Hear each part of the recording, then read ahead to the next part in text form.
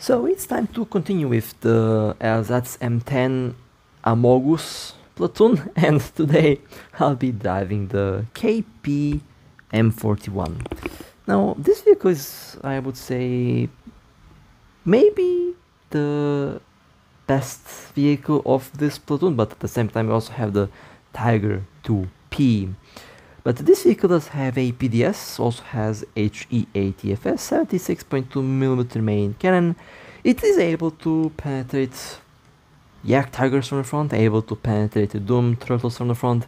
It is practically able to penetrate all the heavily armored vehicles that you will face in Tier 5, Tier 6 and perhaps even in Tier 7. This vehicle can penetrate the Object 268 from the front easily, and does have the maneuverability. Unfortunately it doesn't have a stabilizer, so the main gun will be wobbly. You can technically shoot on the move, but the aim is going to be very wobbly, and it doesn't really need a stabilizer if you ask me. I mean, it is a light tank meant to capture zones, meant to flank. This is a very good flanking vehicle, and honestly, ever since they have changed the heat shell mechanic, I honestly kind of enjoyed using heat shells, especially IeKPz shells on certain vehicles. I think I enjoyed heat shells on the, what was the name of the tank? I completely forgot. I think, yeah, it was the tank with dual anti-tank rifles from the premium platoon. I'll come to that vehicle in a different video. I completely forgot its name. But the IeKPz shell on the KP M41 is able to overpressure light armor vehicles. And ever since they have changed the heat shell mechanics, I noticed that IeKPz shells started to overpressure a lot more. And for all of vehicles, IeKPz can technically be a replacement for high explosive, although high explosive is still high explosive, and I would rely more on high explosive for overpressure, but IeKPz can actually kind of do the same thing now, depending on the caliber of the shell, and also depends on the IeKPz shell in general. So that's one interesting little thing about the M41 here in this case. And of course, I get the worst possible revenge moment. Now, with this vehicle, I mean, you have no armor, so anything, even I think machine gun fire, I think high caliber machine guns with armor piercing belts can penetrate the armor of this vehicle. I know I did it with the T95's machine gun. I was able to cut through the armor of this vehicle.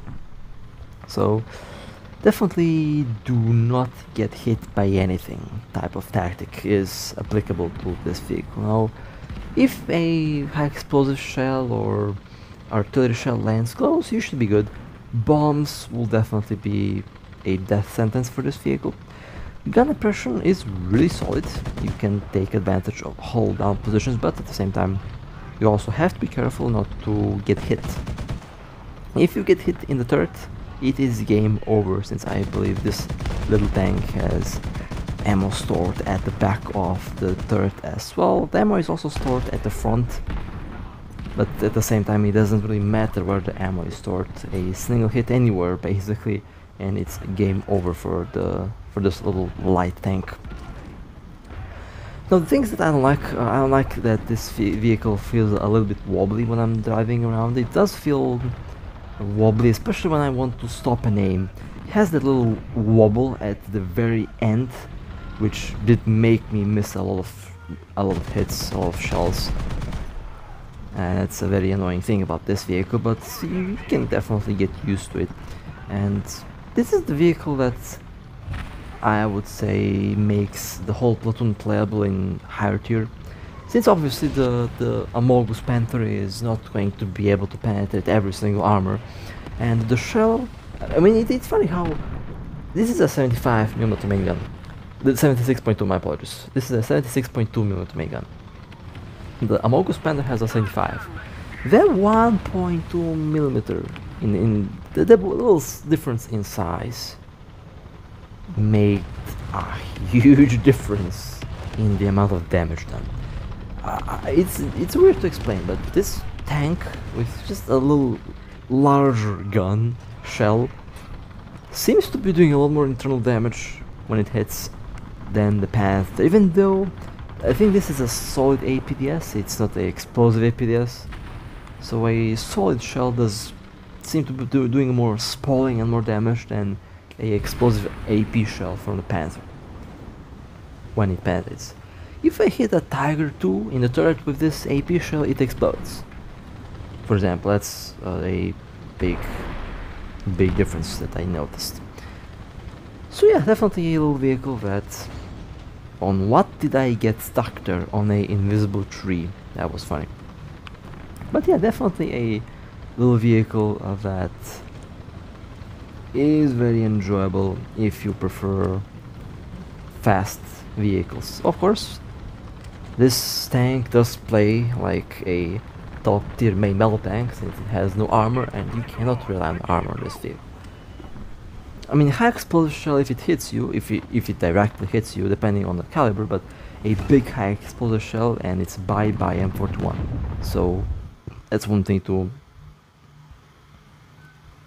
keep in mind while driving around with this vehicle. And let me go to a hold down position.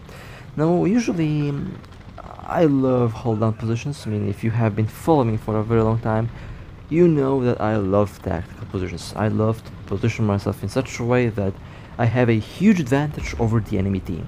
And that's how you should be playing War Thunder. I mean, in a game where you can't really afford to risk much, since the physics and all that is kind of realistic, you need to utilize real world tactics, which means that if you have a tough turret, find a position where your turret is only exposed so that the enemy doesn't have much of a chance to actually hit you or even penetrate the vehicle, while you will see the whole tank on display. In this position right here, I feel like one day I really feel like one day I'll have to fight with the friendly team for this position, since this position might actually become a lot more popular as time goes on.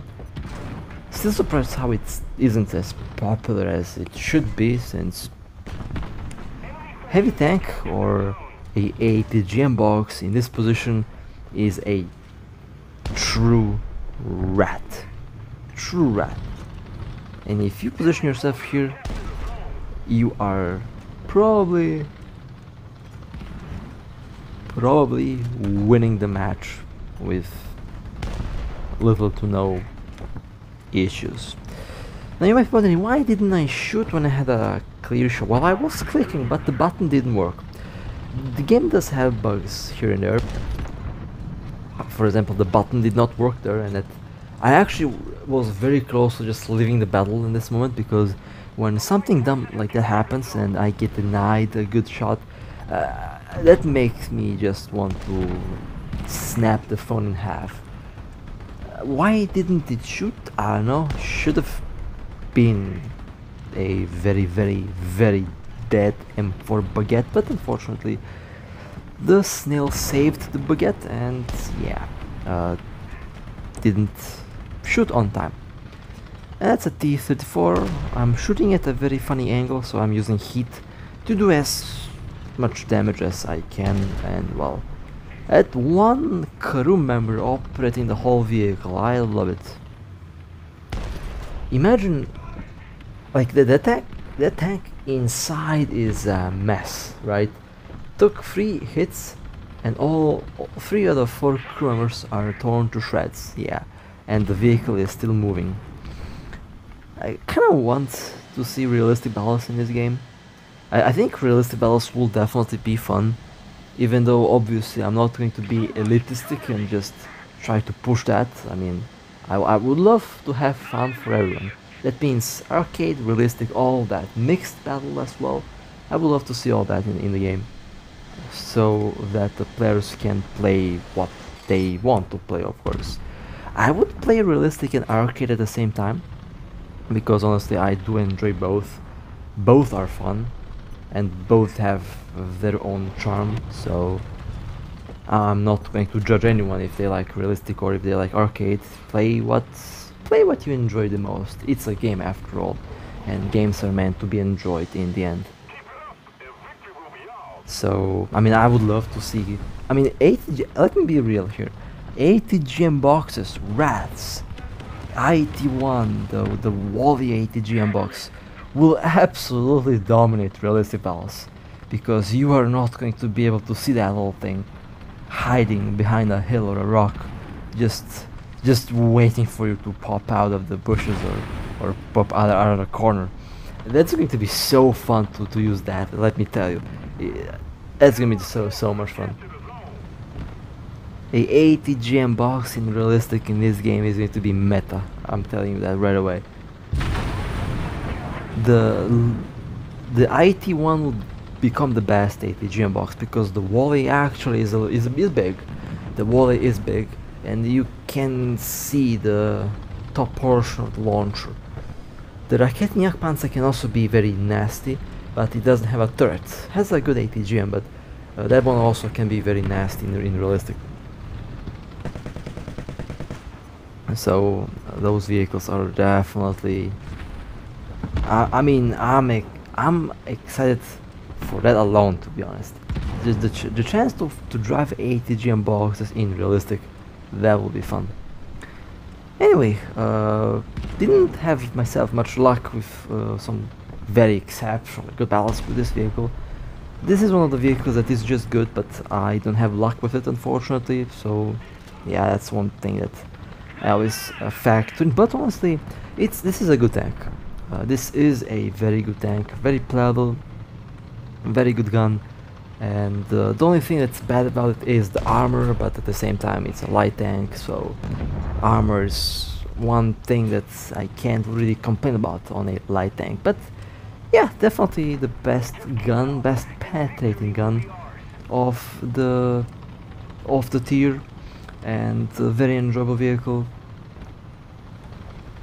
It's unique in a way, and I've had fun with it. And with that being said, hope you guys enjoyed. If you would like to support me, feel free to like and subscribe. And with that being said, stay safe, and as always, I'll see you next time.